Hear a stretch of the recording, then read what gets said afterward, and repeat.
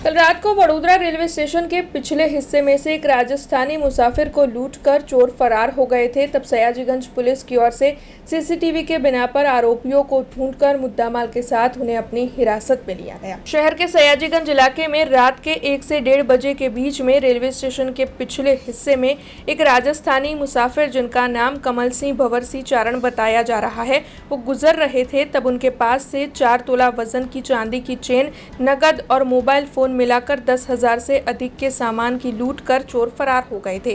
इस मामले की जानकारी सयाजीगंज पुलिस को दी गई, जिसके बाद सीसीटीवी फुटेज के बिना पर सयाजीगंज पुलिस ने 4 आरोपी जाफर शरीक दीवान, अनमोल ईश्वर चौधरी, अक्षर उर्फ चक्री, संदीप कंसारा और कार्तिक अशोक मातारे को इको गाड़ी के साथ मुद्दा माल के साथ अपनी हिरासत में लिया है। और इस बारे में पत्रकार परिषद का आयोजन कर वडोदरा शहर पुलिस के एसीपी ए डिविजन धर्मेंद्र सिंह चावड़ा ने ज्यादा जानकारी दी है। 2 વાગ્યાની આસપાસની ઘટના છે।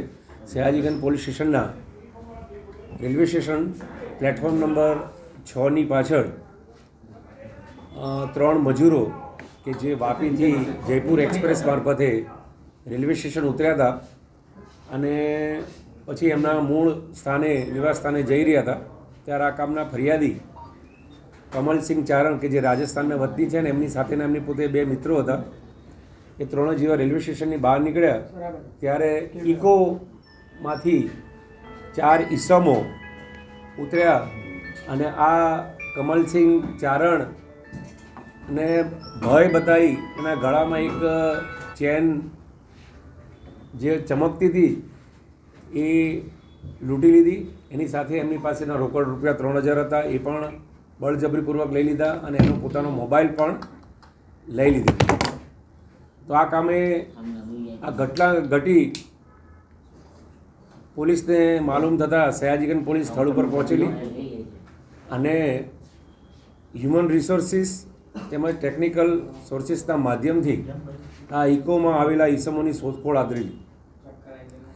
કેમ કે ઇકોમાં પોતાના ગાડીનો નંબર વ્યવસ્થિત દેખાતો ન હતો, તેમ છતાં પોલીસે આ નંબર શોધવામાં જુદી જુદી ટીમો બનાવેલી અને ગણતરીના કલાકોમાં જ આ નંબર માલુમ પડેલો અને જેના આધારે એના મૂળ માલિક સુધી પહોંચેલા અને મૂળ માલિકથી મૂળ આરોપી સુધી પહોંચેલા।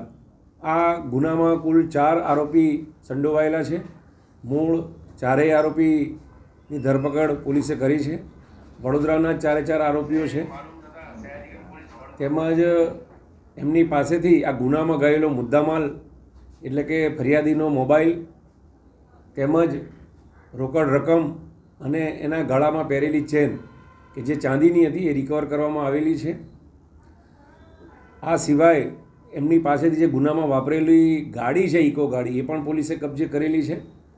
કુલે 2,35,000નો મુદ્દામાલ પોલીસે રિકવર કરેલ છે અને હ્યુમન રિસોર્સિસ તેમજ ટેકનિકલ સોર્સિસના માધ્યમથી पुलिसे सयाजीगंज पुलिसे गणतरीना कलाकों में गुनो डिटेक्ट करी है। हमसे जुड़े रहने के लिए हमारे YouTube चैनल को सब्सक्राइब करें और नई वीडियो की नोटिफिकेशन के लिए बेल आइकॉन को दबाएं।